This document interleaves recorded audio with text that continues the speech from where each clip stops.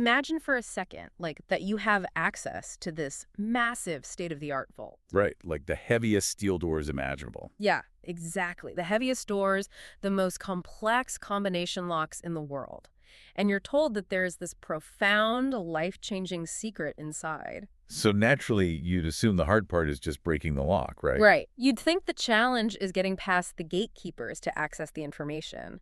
But what if you walk in, the door is wide open, the documents are sitting right there on the table, but the room is just completely pitch black? Oh, wow. That's a great image. Right. The secret isn't hidden because it's locked away. It's hidden purely because you haven't brought a flashlight to actually see it. I mean, that visual really captures the core dilemma of our modern relationship with information. It really does. Having unhindered access to data is just an entirely different phenomenon from possessing the actual illumination required to comprehend it. Okay, let's unpack this because we are looking at some ancient texts today to figure out how you navigate that exact dilemma. We really are. And we are pulling insights from two specific verses, Shlokas 4.3 and 4.4, from chapter 4 of the Bhagavad Gita. Which, for context, is this legendary philosophical dialogue between Lord Krishna and the warrior Arjuna. Exactly. And the whole reason we are doing this deep dive today is to extract some profoundly modern insights on how we learn, how we mentor, and, how we actually pursue truth in an age of total information overload. Because the dynamics of this specific dialogue offer a framework that is remarkably relevant for anyone listening to this. Yeah, anyone. Whether you are trying to acquire complex knowledge or you're guiding someone else through that process. So we are going to examine the fundamental, often overlooked prerequisite for true knowledge transfer. Which is huge. And we'll also be redefining the concept of a secret in a world where seemingly everything is searchable. Plus, we will delineate the critical boundary between blind faith and genuine devotion to learning. Because there is a surprising parallel here to how we operate today. I mean, we all struggle to find trustworthy guidance. Oh, constantly. Yeah, whether you're trying to learn a new skill or you're navigating complex career advice or just trying to figure out what is true in your daily reading. Right. It's exhausting. So to understand the mechanics of acquiring deep knowledge, we first have to examine the nature of the relationship between the person teaching and the person learning. Because that relational context is the absolute bedrock of the entire exchange. Right. In Shloka 4.3, Krishna is preparing to impart this profound system of wisdom to Arjuna. But he qualifies the transmission. He does? He gives a very specific, deliberate reason for why he's sharing this with Arjuna today. Right. The text states that Krishna is imparting this ancient science of yoga specifically because Arjuna is his devotee as well as his friend. Yes. And before we go further, we should probably clarify what we mean by yoga here, because I think a lot of us immediately picture, a physical workout. Stretching. Right, stretching, or like a studio with a lot of really expensive mats. Well, that distinction is crucial. In the context of the Gita, the ancient science of yoga does not refer to physical postures. Not at all. No, it refers to a comprehensive, profound philosophical framework for the mind, for action, and for basically navigating the ethical and existential complexities of life. It's big stuff. It's a science of consciousness. Right. So when Krishna says he is passing on this immense intellectual and spiritual framework, he doesn't cite Arjuna's intellectual capacity. Right. He doesn't say, like, I'm teaching you this because you have the highest IQ. Exactly. Or, because you scored perfectly on a logic test. The qualification is friendship and devotion. Which honestly feels completely backwards compared to our modern hyper-academic view of learning. Oh, totally backward. Because we tend to treat knowledge transfer as this purely transactional, mechanical process. Like, I have the data, I speak the data to you, you hear the data, and boom, now you possess the data. But reading this, it implies that profound personal transformation or just deep learning, it just doesn't happen based solely on raw intellectual merit. No, it doesn't. The concept of bandwidth applies really well here, I think. When we look at modern mentorship or specialized training or therapeutic environments, true learning requires a foundational infrastructure. And what is that infrastructure? Mutual trust, empathy, and sincere connection. Without that, the transfer fails. Yeah. Completely regardless of how smart the two people are. Right. I was thinking about it like trying to download a massive complex software update on a terrible Wi-Fi connection. No, that's a perfect analogy. Because the Wi-Fi is the trust between the teacher and the student. If that connection of friendship and empathy isn't strong, the data, like the wisdom itself, Either gets completely corrupted during the transfer, or it just gets rejected outright by the receiver. Right. You hit download and it times out because the signal's just too weak. Exactly. The physical reality of a weak signal really mirrors the psychological reality of a guarded mind. It really does. Think about a standard modern workplace scenario. Imagine receiving identical critical feedback from two different managers. Manager A is someone you respect, someone you consider a mentor, and someone you know inherently has your best interests at heart. Okay, I have had that manager. Right, we love that manager. Now, Manager B is someone you suspect is actively trying to undermine you or maybe manage you out of the company. Ugh, the worst. But the data packet is the same, right? Yes. The actual words like your presentation needs work and here's how to fix it, those don't change. They don't change at all, but the reception is completely altered. With Manager A, the Wi-Fi connection of trust is strong. Right, so you absorb it. Exactly. You absorb the feedback, you synthesize it, and you improve. But with Manager B, your psychological firewall goes up immediately. Oh, immediately. Defenses are activated. You don't even hear the advice. You only hear a threat. You consciously or even unconsciously filter every single word they say through a lens of suspicion. Yeah, you'll be looking for their hidden agenda. You'll be marshaling counterarguments to defend your ego while they are still talking. It's like your mental antivirus software just flags everything they say as malware. Malware. Yeah. And the cognitive load of defending yourself completely prevents any actual learning from taking place. And in that scenario, the intellectual capacity of the employee doesn't even factor in. Because their emotional receptivity has just dropped to absolute zero. Precisely. So when Krishna explicitly states that he is sharing this ancient science because Arjuna is his friend, he is establishing that the Wi-Fi connection is operating at maximum strengths. It's a guarantee. It is a guarantee that the transmission of complex philosophical knowledge will be received openly, without all those distortions of defensiveness or ego. Okay, so now assuming that strong Wi-Fi connection is established, we have to look at the actual file being downloaded. Right. Because Shloka 4.3 finishes by calling this knowledge the supreme secret.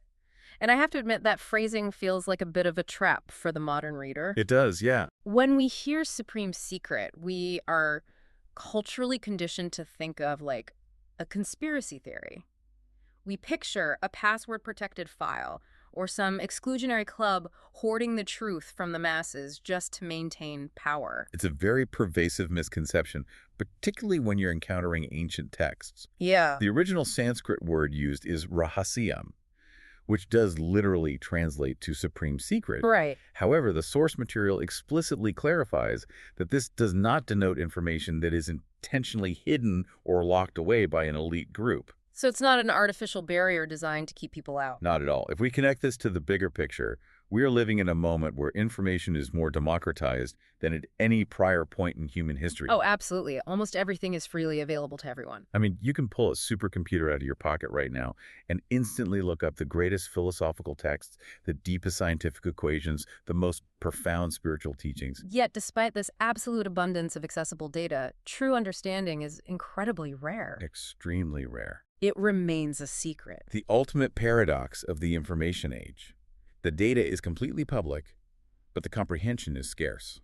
So what does this all mean? Are we saying that a cynical person and a highly receptive person can sit in the exact same room, read the exact same textbook, or listen to the exact same lecture? Yes. But because the cynic's mind is clouded by their own ego, the actual meaning of those words remains completely invisible to them. That is the exact, precise mechanism the text is highlighting. Profound truths require a prepared, receptive, and trusting mind to be fully grasped. Wow. The secret is only a secret because the receiver's mind is closed off by cynicism, arrogance, or just preconceived notions. Right, so the information is openly broadcast. It is openly broadcast. The understanding is what is hidden, not by the teacher, but by the student's own internal barriers. Okay, it feels almost like staring at one of those magic eye stereogram illusions. Oh, I remember those. Right? You know, those posters that just look like a chaotic pattern of neon static. The picture of the sailboat or the dolphin is 100% there on the page. It's not hidden beneath the ink. It hasn't been erased. Exactly. It's sitting right on the surface. But if you don't know how to relax your vision, if you don't know how to defocus your eyes and just be receptive to the depth of the image, it just looks like noise. It just looks like static. The image is a secret to you, not because the creator hid it, but purely because of the rigid way you are looking at it. And that concept of cognitive rigidity is so central here. The cynic approaches a text, a mentor, or a new concept with their mental vision rigidly focused on their own existing framework. Yeah, they are just scanning for flaws. Exactly, searching for reasons to dismiss the teaching just to reinforce their own sense of superiority. Because their intellectual gaze is so tense and heavily guarded, all they see is the static. They perceive the literal words, but they miss the multidimensional truth entirely. The secret remains perfectly safe from them, guarded basically by their own cynicism. Which explains exactly why you need that prerequisite of friendship and devotion. You can't relax your vision and let your guard down to see the magic eye picture if you feel like someone is about to punch you in the arm. No, you definitely can't. You need a baseline environment of trust to even attempt to see the deeper truth. The emotional environment dictates the cognitive capacity. It is just such a sophisticated psychological insight embedded in an ancient narrative. But wait, this brings up a massive red flag for me. Okay, what is it? If I'm listening to this and I'm told that I need to have devotion, that I need to relax my vision and completely trust the teacher in order to unlock this supreme secret, am I not just setting myself up to be manipulated? Oh, I see where you're going. It sounds like the exact playbook a cult leader uses to demand unquestioning obedience. Like, just turn off your critical thinking, trust me completely, and accept the data. I am so glad you brought that up. That is the most important counter-argument to consider, and it's a completely valid fear. Right, because it's a scary thought. If the text ended at verse 4.3, your concern about manipulation would be 100% justified. Yeah. But the sequence of the narrative directly addresses this.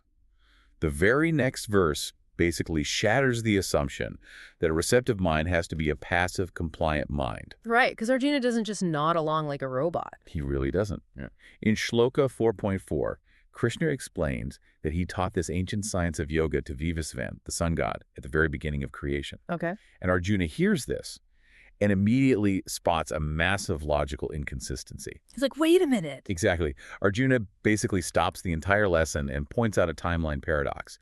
He says, to paraphrase, your birth is recent, Krishna. But the birth of Vivasvan is incredibly ancient. Yeah. How am I supposed to understand mathematically or logically that you taught this science in the beginning? He practically pulls out a calendar and stops the divine transmission to say, the math isn't mathing here. What's fascinating here is the abrupt shift in Arjuna's posture. A moment ago, the text establishes him as the ultimate friend and devotee, creating this perfect environment of trust. But the moment a logical flaw presents itself, he does not suppress his doubt in the name of devotion. He doesn't just lower his head and pretend it makes sense. No. He acts as an active, critical thinker. He demands a rational explanation for a seemingly impossible claim.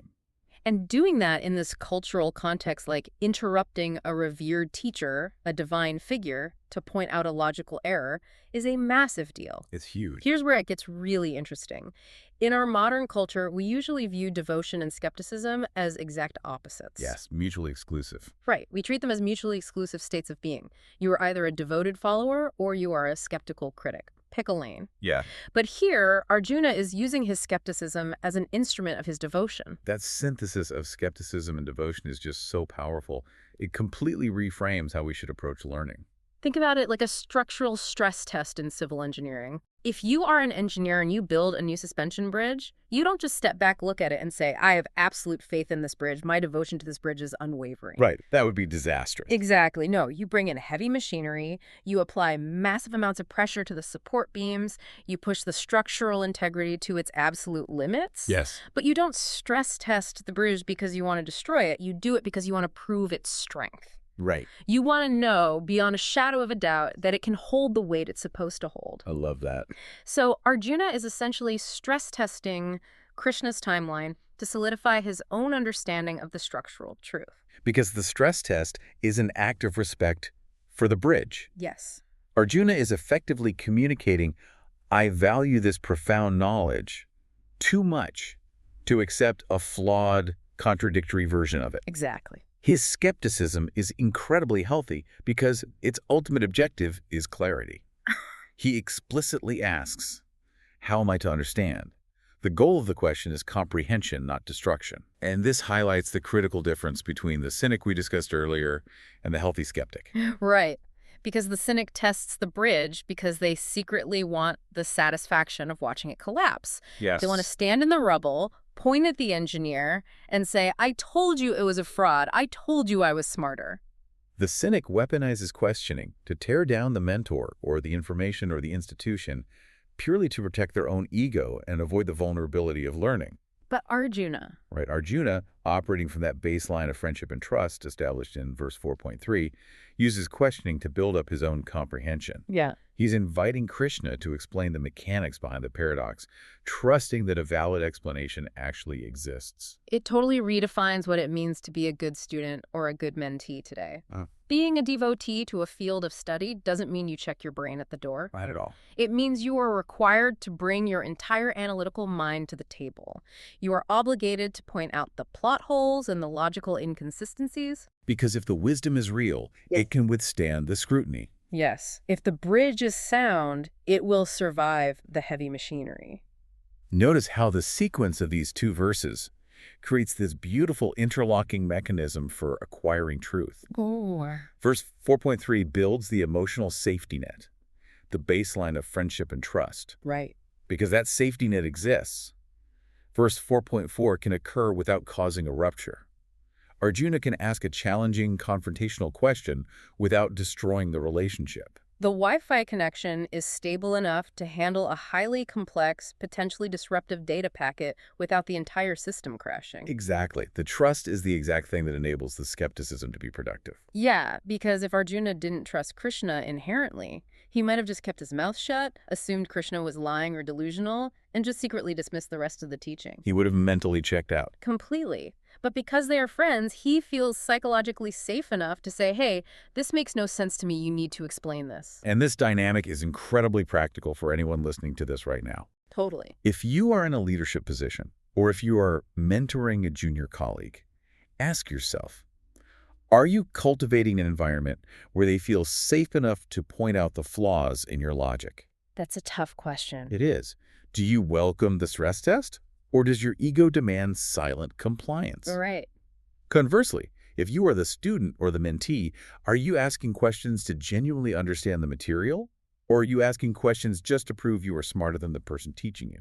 So whether you are trying to master a complex new discipline, navigating a tricky dynamic with a manager, or just trying to sift through the endless noise of people claiming they have the ultimate secret truth, you can rely on the interplay of these two concepts. First, you have to prioritize building that strong Wi-Fi connection. Yes. Establish mutual empathy, respect, and trust. Exactly. You cannot force profound knowledge or meaningful feedback through a channel clogged with resentment or suspicion. And second, once you have established that receptive foundation, do not abandon your analytical mind. Cultivate emotional receptivity, but recognize that true receptivity does not demand the surrender of critical thinking.